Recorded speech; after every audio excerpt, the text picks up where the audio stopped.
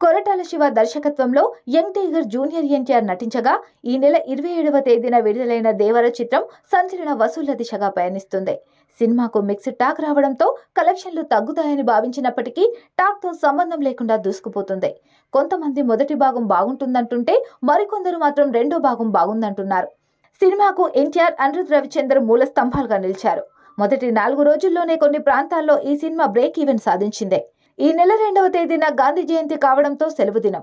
తర్వాత 3వ తేదీ నుంచి 12వ తేదీ వరకు వరుసగా దసరా సెలవులున్నాయి.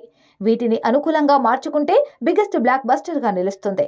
మొదటి వారంలో ప్రపంచవ్యాప్తంగా $32.93 మిలియన్ వసూలు చేసింది. హాలీవుడ్ సినిమాలను కూడా వెనక్కి నెట్టి అత్యధిక కలెక్షన్లు సాధించిన సినిమాగా దేవరతో జూనియర్ ఎన్టీఆర్ అరుదైన ఫీట్ సాధించాడు. గత వారంలో Hollywood cinema the wild robot 44 మిలియన్ల వసూలు సాధించింది. 3 రోజుల్లోనే $32.93 మిలియన్లు రాబట్టి దేవర రెండో స్థానంలో నిలవడం విశేషం.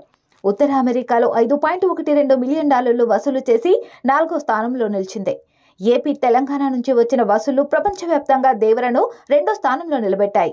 సోమవారం కూడా మంచి కలెక్షన్లు రాబట్టిన దేవర మండే టెస్టులో ఉత్తీర్ణత సాధించినట్లే. దసరా సెలవులతో భారీ వసూలు సాధించే అవకాశం కనబడుతుంది. American cinema Beetlejuice $29.64 million, Transformers 1 $25.90 million, Speak No Evil $9.6 million top 5లో నిలిచాయి.